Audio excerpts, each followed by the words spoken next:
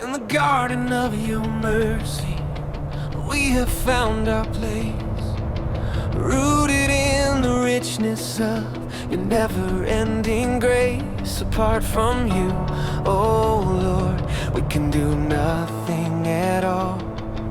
But anchored in your love, we stand steady